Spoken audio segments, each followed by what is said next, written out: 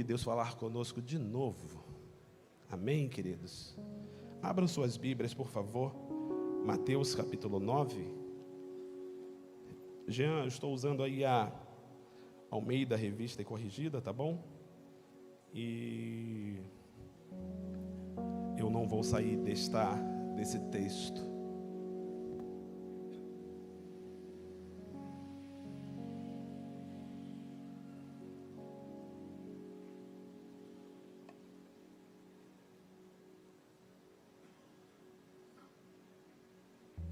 Mateus capítulo 9, versículo 7, versículo 8.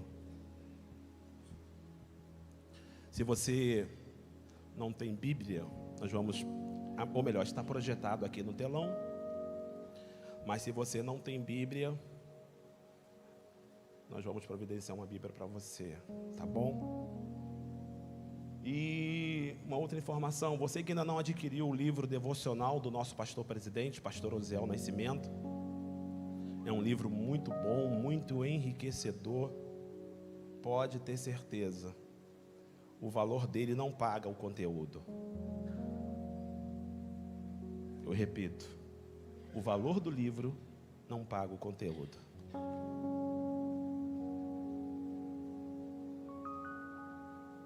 Às vezes gastamos um certo valor por numa pizza, nada contra, um hambúrguer, também nada contra. Mas são coisas que nos alimentam de forma temporária, por um período de horas, né, presbítero Alexandre? Mas o conteúdo do livro que o nosso pastor escreveu sobre devocional nos alimentam não só por hora, por dias, na verdade, nos alimentam por meses, por anos, que mudam as nossas vidas. Estou um pouco rouco, mas Deus é bom. Diz assim a palavra do Senhor: e levantando-se, foi para a sua casa. E a multidão, vendo isso, maravilhou-se e glorificou a Deus, que dera tal poder aos homens. Versículo 7, mais uma vez. E levantando-se, foi para a sua casa. E a multidão, vendo isso, maravilhou-se e glorificou a Deus, que dera tal poder aos homens. Eu vou pregar nesta noite sobre a seguinte temática: não duvides do que Deus pode fazer. Não duvides do que Deus pode fazer. Tem uma multidão maravilhada aqui. O versículo 8 aponta que a multidão, ela vendo isso, ela ficou maravilhada. Diácono Alex, quanto tempo? Muito tempo mesmo que eu não lhe via. E essa multidão, ela está maravilhada, porque ela está vendo algo. Nós precisamos entender e estabelecer dentro desses dois versículos que nós lemos, que esta multidão, ela não está maravilhada por estar, por acaso. Está acontecendo algo que está levando-a a ficar maravilhada. E o que ela está vendo, pastor? Ela está vendo algo no versículo 7 que nós lemos.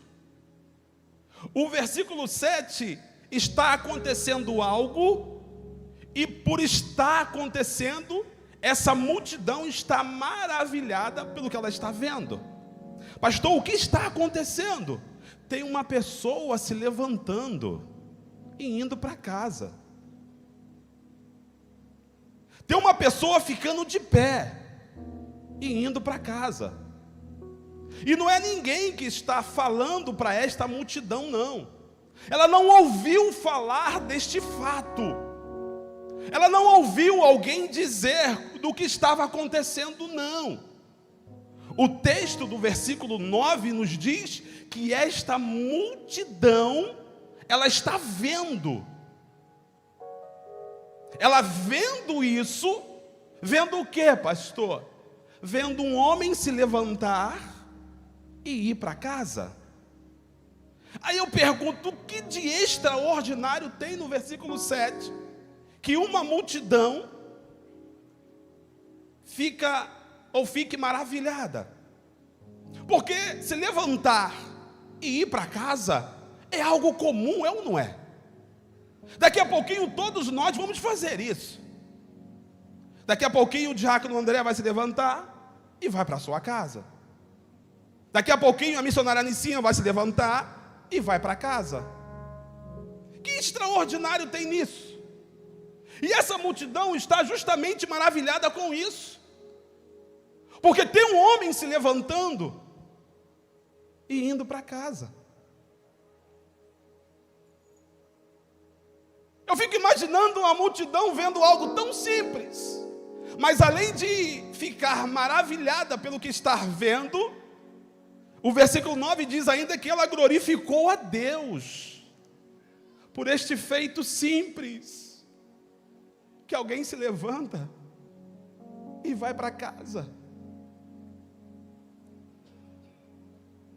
que alguém está mudando de postura, que alguém está mudando de estética, ora sentado, ora deitado, de repente ficando de pé e caminhando de forma normal, natural, tradicional. Tem uma multidão testificando disso. Mas quando este homem que está se levantando, ele chegou no ambiente, não causou nenhuma maravilha para aquela multidão. Quando este mesmo homem chegou no ambiente, aquela multidão não teve uma reação como teve quando ele se levantou. Quando este homem adentrou no ambiente, a multidão o viu de uma forma inferior a eles. A multidão não deu nada por ele. A multidão talvez tenha desprezado ele.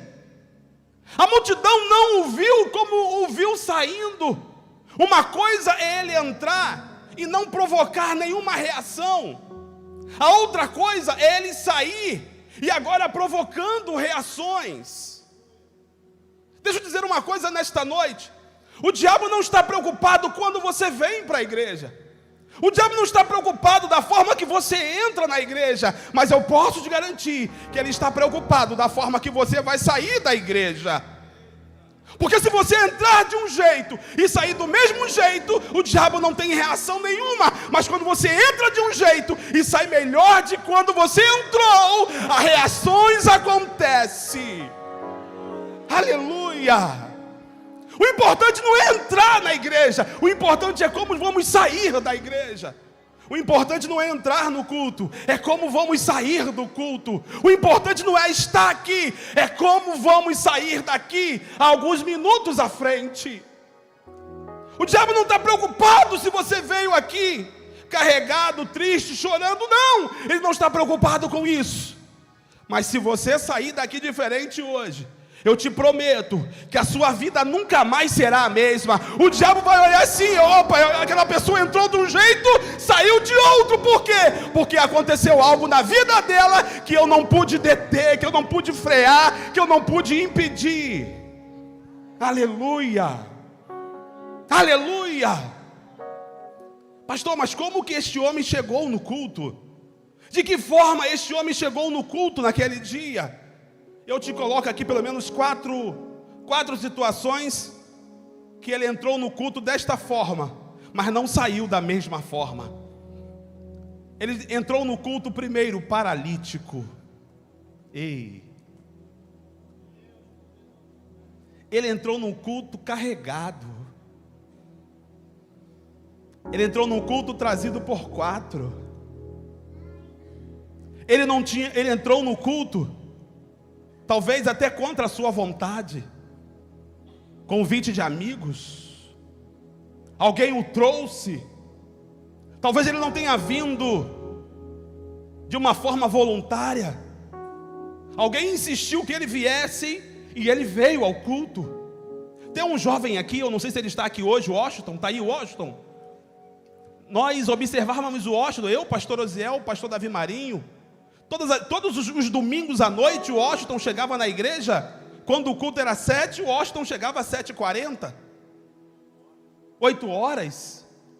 Todo domingo era esse horário que o Washington chegava no culto. Ele fazia questão de entrar por ali, atravessar a igreja e sentar aqui. E atrás dele tinha mais 5, 6 rapazes que iam acompanhando ele. Ele na frente e os rapazes acompanhando ele. Isso era todos os cultos. Aquilo nos chamou a atenção. Por que o Washington só chega no culto depois de meia hora, 40 minutos, até 1 hora? E aí fomos perguntar: Washington, por que você só chega no culto depois de 7h30, 7h40, 8 horas, e sempre chega com um bonde? Ele disse para a gente: é porque todo domingo eu marco meus amigos e vou na casa de cada um buscá-los para vir para a igreja. Eles querem vir? Não, mas eu vou lá e insisto, e eles vêm porque eu insisto com eles. E alguns deles estão aqui nesta noite adorando ao Senhor Jesus. O importante não é como você entra no culto, mas é como você sai do culto. Este homem entrou no culto carregado. Pastor, por que ele entrou carregado? Ele era deficiente, ele não andava. Chegou no culto deitado. Chegou no culto desnorteado. Mas ainda assim ele foi para o culto. Ainda assim ele foi para a igreja. Ainda assim ele foi com os amigos para aquele culto. Aleluia. A segunda posição da qual ele chega no culto, ele chega no culto sem fé. Isso. Chega no culto sem fé. Pensa alguém chegar no culto sem fé. Porque para aquele homem não tinha esperança, ele era paralítico. Além de ser paralítico, não tinha recursos. E ainda que ele tivesse recursos, a medicina na época não o curaria, porque ele era paralítico de forma definitiva. Então ele chegou no culto sem fé, sem esperança. Pastor, me prova isso. O versículo de número 2 vai dizer assim: e Jesus, vendo a fé deles de quem? Dos que o tinham levado para o culto, mas não dele. Ele chegou no culto sem fé, mas quem levou ele para o culto, esses 4 tinham fé. Quem levou ele para o culto tinha fé, mas ele mesmo não. Mas Jesus, vendo a fé deles, no plural, não a fé do paralítico, mas a fé dos 4 que o levou para o culto. Aleluia. Terceiro, melhor dizendo, ele chegou no culto ainda no versículo 2, desanimado. Pastor, prova isso. Coloca para mim o versículo 2, Jean, por gentileza. Olha aí. Jesus vendo a fé deles, e quando Jesus vê a fé deles, Jesus diz ao paralítico. Agora ele direciona a palavra dele para o paralítico: filho, tem bom ânimo. Deixa aqui esse versículo, por favor. Se Jesus está dizendo tem bom ânimo, é porque ele estava desanimado. E o que é alguém desanimado? É alguém que não tem vontade de fazer nada. O antônimo de desânimo, de ânimo, é desânimo. Ou seja, é alguém que está parado. É alguém que não tem esperança, que não tem disposição para sair do seu estado deplorável. Esse homem vivia sempre próximo ao chão, porque ele era paralítico. Ou seja, a vida dele era sempre uma vida inferior aos demais, porque enquanto uns estavam eretos de pé, ele estava sempre mais próximo ao chão. Então o que restava para ele? Nada. Viver sempre próximo ao chão, próximo ao seu limite, que era o chão. Há uma frase que diz que o céu é o limite. Para ele era o contrário, o chão é o limite. Então ele chega no culto desanimado. Olha aqui, Jesus olha para ele e diz: filho, tem bom ânimo. Quem está dizendo para ele não é os 4 que o levou. Mas é o próprio Jesus, o pregador do culto, o dirigente do culto, está dizendo: filho, tem bom ânimo. Ele chega paralítico, deitado numa cama. Ele chega sem fé. E se não bastasse, ele chega também desanimado. Parou por aí? Não. Ele chega no culto também, olha aqui, olha, cheio de pecados. Olha a forma pela qual este homem ele adentra no culto. Isso é vida? Alguém que está paralítico, ou alguém que é paralítico, alguém que é paralítico, alguém que não tem fé, alguém que não tem ânimo para nada, e ainda assim alguém que está totalmente cheio de pecados. Foi a forma que este homem entrou no culto. Mas quando ele entrou no culto desta forma, a multidão não teve reação nenhuma. A multidão não falou nada, não glorificou a Deus em nada.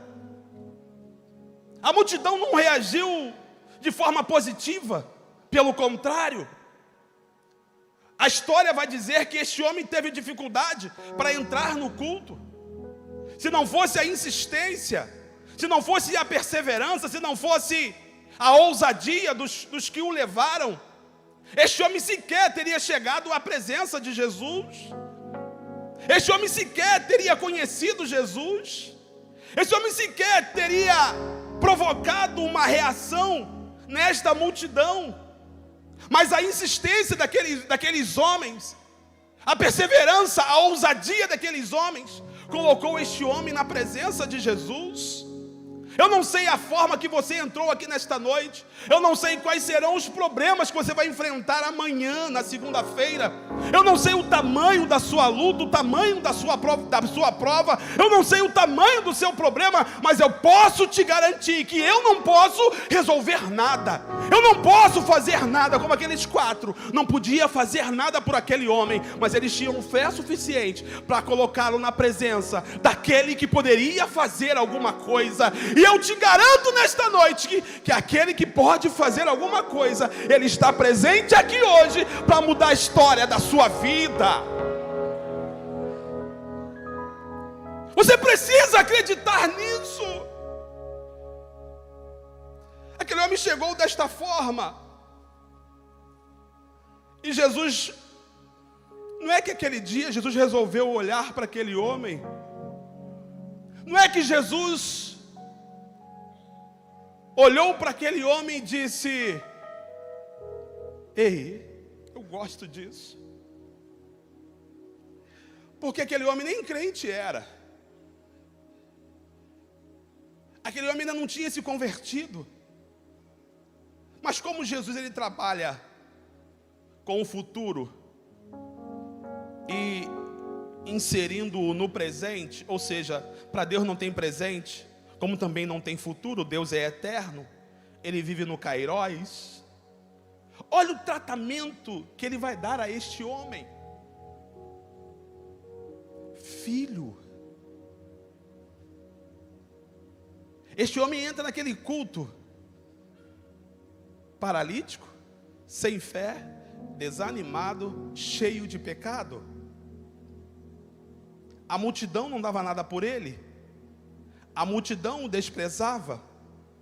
A multidão não queria que ele entrasse, porque ninguém deu passagem para ele. Mas quando ele chega até Jesus, olha o tratamento que Jesus dá a ele. Versículo 2, filho. Filho fala de intimidade, não é isso, Rosane? Filho fala de sentimento. Filho fala de compaixão. Filho fala de misericórdia. Filho fala de amor. Filho fala de se importar. O pai se importar com o filho. Filho dá a ideia de que o pai se preocupa com ele. Então quando aquele homem adentra até Jesus, ele deixa de ser tudo isso, e Jesus o olha como filho. E talvez você entrou aqui nesta noite achando que a sua vida é uma vida diferenciada, por conta do que você já viveu, dos problemas que você passa. Mas eu posso te garantir nesta noite, à luz da palavra de Deus, que o mesmo tratamento que Jesus deu àquele homem, Ele quer dispensar para você nesta noite. Em vez de você entrou aqui da forma que você entrou, Ele quer te chamar de filho, te tratar de filho, ter você como filho, ter um relacionamento como filho entre Ele e você. É filho! Pode ser deficiente, mas é filho. Pode estar cheio de pecado, mas é filho. Pode estar desanimado, mas é filho.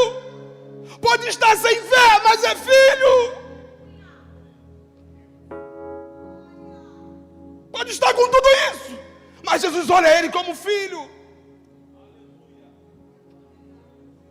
E Jesus colocou no coração: eu vou mudar a história dele.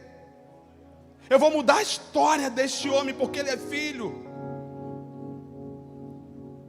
Interessante, Tiago, é que Jesus quer nos tratar por dentro. A maior preocupação de Jesus não é com a estética, sobretudo não é com a estética. A preocupação de Jesus é com o nosso interior, é com a nossa alma, com o nosso espírito. É aquele que comanda as nossas emoções. É o Espírito que nos torna comunicáveis com Deus. Ele quer tratar disso primeiro. Ele não está preocupado se a pessoa tem uma perna ou duas pernas. Ele quer que a pessoa entre no céu, porque no céu não tem deficiente, no céu não tem ex-paralítico, no céu não tem nada disso. No céu a pessoa vai entrar perfeita, no corpo perfeito e glorificado. Aleluia. E ele está olhando para este homem: eu vou tratar dele por dentro. Eu vou melhorar a vida dele por dentro inicialmente. Eu vou mudar a história dele por dentro. Jesus disse: filho, perdoado te são os teus pecados. Perdoado te são os teus pecados. Já estaria no lucro, é ou não é? Só que a multidão que estava ali, e dentre a multidão havia ali alguns fariseus, alguns doutores. Pastor Edmilson pregou isso aqui pela manhã hoje. Jesus disse: perdoado te são os teus pecados. Aquela multidão disse: não, o Senhor não pode fazer isso, porque o Senhor é homem, e o homem não pode perdoar pecado de outro homem, porque está em pé de igualdade. Alguém, para perdoar pecado de alguém, tem que estar num nível superior, num plano superior, com uma vida superior. E ele está no mesmo plano que nós. Embora Jesus se fizera homem, se tornou como um de nós, mas ele não deixou de ser Deus, continuou sendo Deus. Então ele tinha autoridade para perdoar pecado, mas os fariseus não. Ele não pode perdoar pecados. Jesus diz: ah é? Ah é? Vocês estão duvidando do que eu sou capaz de fazer? Vocês estão duvidando do que eu posso fazer?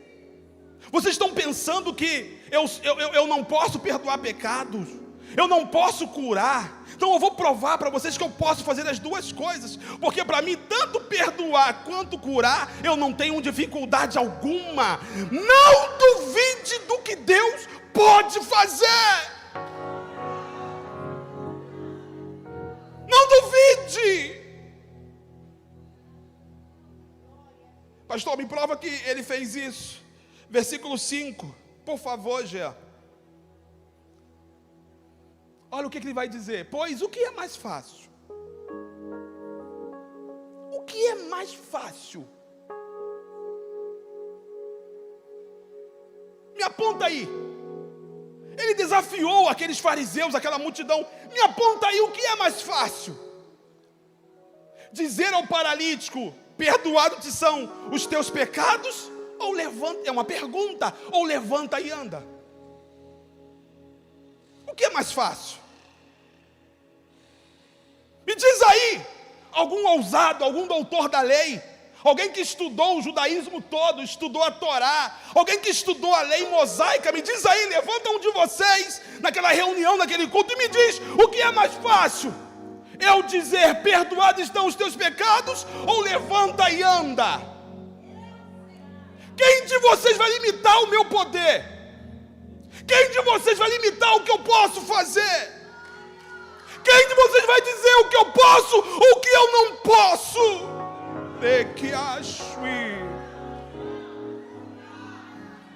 Levanta um homem aqui agora no meio e me diz se eu posso fazer uma ou outra coisa. Cadê os doutores que ninguém se levantou? Levanta alguém nesta noite para dizer se ele pode fazer isso, isso aqui ele não pode. Ei, igreja do Senhor, você que está aqui hoje neste culto, eu agradeço a Deus pela sua vida que veio, aleluia. Mas eu quero te dizer uma palavra profética: não limites o poder de Deus na sua vida. Não coloca limite naquilo que Deus pode fazer. Não duvides do que Deus pode fazer. Não duvide. Pastor, mas isso aqui é difícil para você. Pastor, mas isso aqui é impossível para você.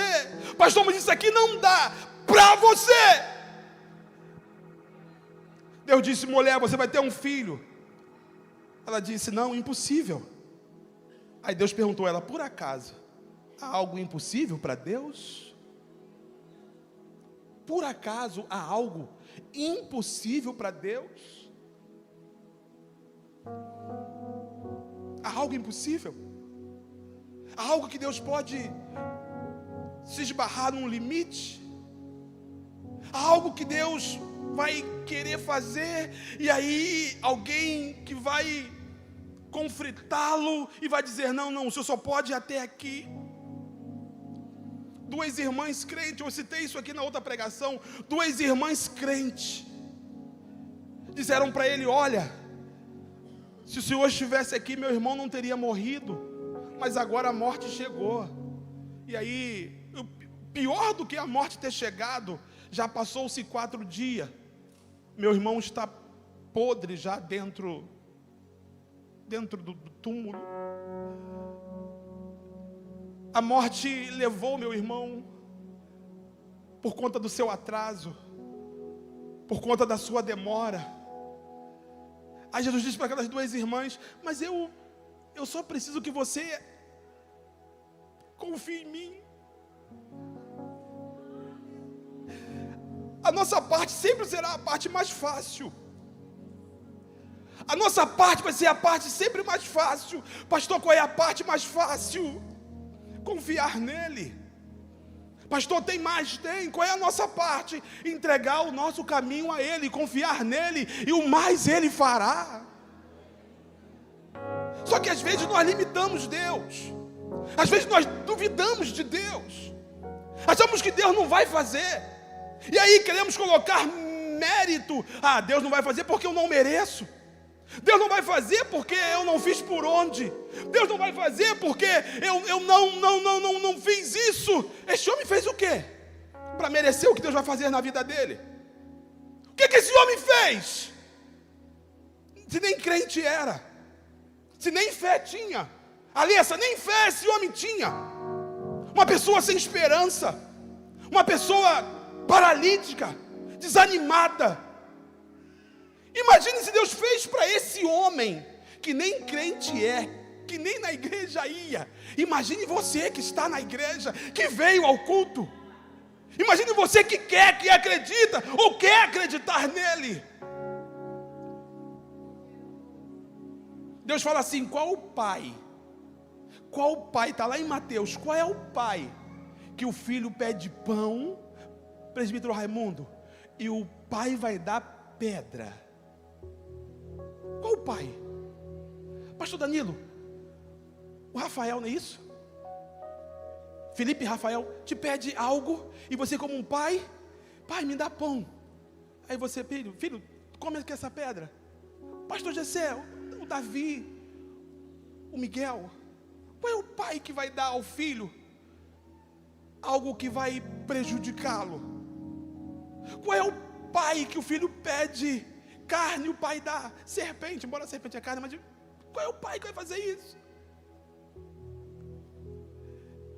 Qual é o pai que não vai querer o melhor para o filho? Eu estou falando pai na essência. Estou falando pai na essência da palavra. Qual é o pai que vai olhar para o filho? Às vezes os nossos filhos estão doentinhos, não é? E a nossa vontade é tomar o lugar dele, é trocar de lugar com ele. E às vezes até questionamos Deus: Deus, coloca essa enfermidade em mim, mas tira do meu filho. Se nós pudéssemos, trocaria de lugar com os nossos filhos. Qual é o pai? Se nós, como pais limitados que somos, queremos dar coisas boas aos nossos filhos, imagine Deus que não é limitado. Imagine Deus que não tem limite para fazer, para agir, para fazer acontecer, para trazer à existência, para tornar possível o que é impossível. Mas tem uma multidão tentando limitar ele. Não, o Senhor não pode perdoar pecados. Não, o Senhor não pode fazer isso. Porque só quem perdoa pecado é Deus.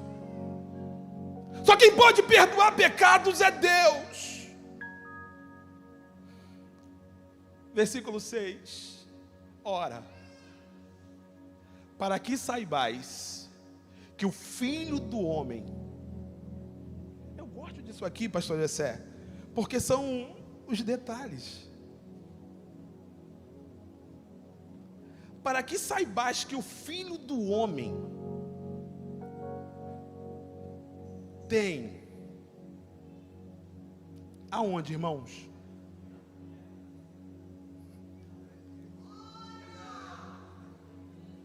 Uau. Para que saibais que o Filho do Homem tem aonde? Na terra. Espera aí. O Filho do Homem, ele veio do céu. No céu ele tinha poder. Tinha ou não tinha? Mas quando ele veio para a terra, esse poder não lhe foi tirado. Ele veio com o mesmo poder. Para que saibais que o Filho do Homem tem na terra, não é no céu não, é na terra, poder para perdoar pecados, disse então ao paralítico. Eu fico imaginando a multidão olhando para mim, como se estivesse olhando para aquele paralítico. Eu fico imaginando a expectativa e a torcida deles para que aquilo não acontecesse. Sim, eles não queriam que aquilo acontecesse. A vontade deles é que aquele homem permanecesse paralítico, porque o problema deles não era com o homem, o problema deles era com Jesus. Eles não estavam preocupados se o homem ia continuar paralítico. A preocupação dos fariseus era com Jesus. E a expectativa deles era: ele não vai fazer isso, ele não pode fazer isso. Aí Jesus disse para o paralítico: levanta-te, toma a tua cama.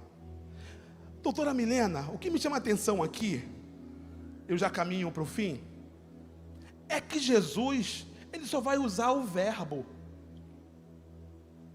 Ele não vai fazer nada além disso, presbítero Elias. Ele só vai usar o verbo. Pastor, o que é verbo? Ele só vai dar o comando, vai fazer com que o homem se movimente. Não vai pegar na mão, não vai pedir que ninguém ajude aquele homem. Ó, vocês aqui, vem cá, pega na mão dele que agora ele vai levantar. Não. Disse então ao paralítico: levanta-te. Eu vou tentar aqui usar, Ludmila, da forma que Jesus falou, que eu acredito que foi assim: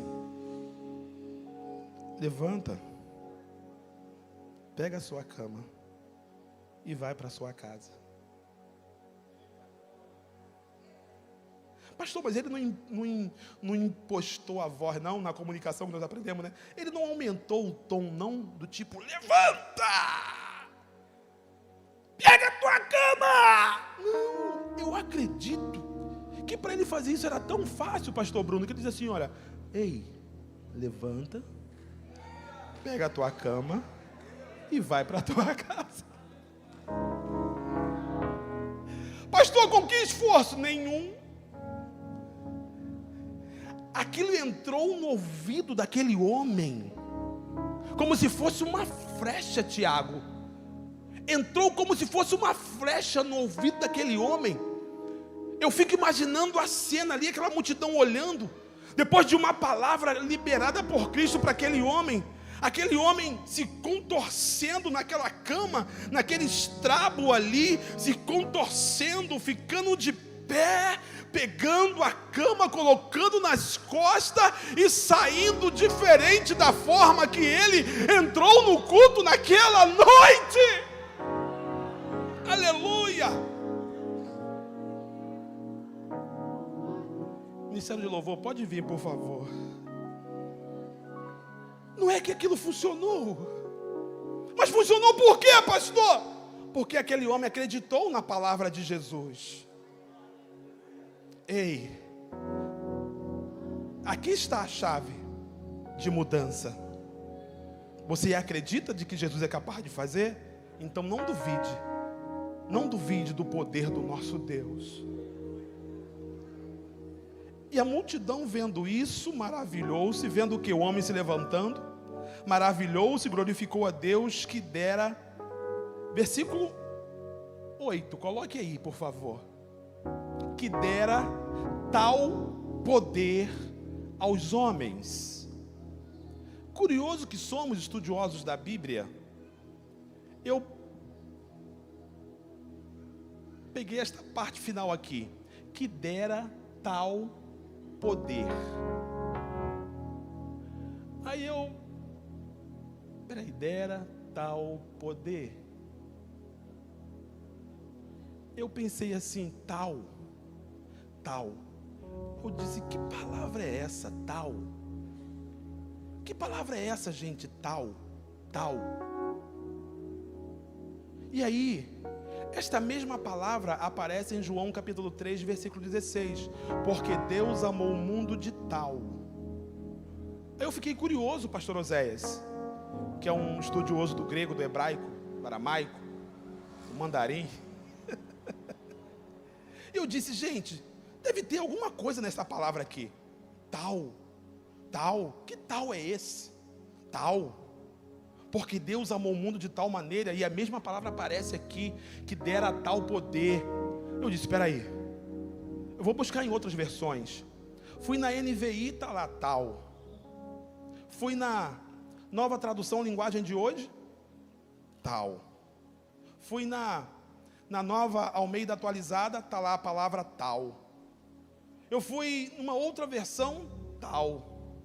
Eu disse, espera aí, esta palavra aparece em todas as versões. Aí eu vou tentar descobrir no grego o que quer dizer tal. E aí no grego não tem a palavra tal. E aí eu pensei, bom, se não tem tal no grego, e esta palavra aparece lá em João, do capítulo 3, versículo 16, porque Deus amou o mundo de tal maneira, e aparece aqui também, que dera tal poder aos homens. Sabe qual é a explicação que eu achei? É que este tal aqui não tem limites. Quando o escritor colocou tal, sabe o que ele quis dizer? Não tem como explicar, mensurar, medir o amor ou o poder de Deus. Aplauda o Senhor, por favor. Tenta medir o amor de Deus. Tenta medir a profundidade, a largura, a altura, a extensão. Tenta. Porque Deus amou o mundo de tal maneira. Me dá aí uma definição para esse tal. Não tem limites. Me dá uma definição para um tal poder. Cadê? Tenta limitar o poder de Deus. Quem pode? Quem pode? E aí aqui eu concluo. As irmãs levou Jesus até o sepulcro. E aí Jesus chegou na porta do sepulcro e disse, ei, meu amigo Lázaro, chegue aí, vamos bater um papo. Lázaro veio todo enfaixado, todo enrolado numas ataduras, porque a morte é assim. Ela não só te aprisiona no lugar, ela também aprisiona a sua mão, te coloca inerte. Aquele homem veio enfaixado, vivo, mas ainda assim limitado. Vivo, mas ainda assim enfaixado. Vivo, mas ainda assim sem enxergar nada. Aí Jesus falou assim para as irmãs, Ó, o impossível eu faço. Pastor, qual é o impossível que o senhor faz? O impossível é eu ressuscitá-lo. Está aí, ressuscitado. Mas o impossível é com vocês. Pastor, qual é o possível? Tira a faixa dele e deixa ele livre. Desenrola ele. Tira o que prende ele e deixa ele ser feliz. Aí eu volto para o texto. Liberar uma palavra profética é comigo. Levanta e anda. Mas se levantar, é o versículo 7. Coloque aí de novo o versículo 7, Jean. Olha aqui. Dizer levanta e anda é comigo. Mas se levantar, é com você. Eu digo levanta e anda. Se você receber esta palavra, você vai fazer isso. Não é que ele recebeu esta palavra? O que ele fez? Quando ele ouviu isso, levanta e anda. E levantando-se, foi para a sua casa. A minha pergunta é: como você vai sair daqui hoje? Pastor, a responsabilidade é do pregador para determinar da forma que eu vou sair. Ei, né? Não. A responsabilidade é sua. E eu queria fazer um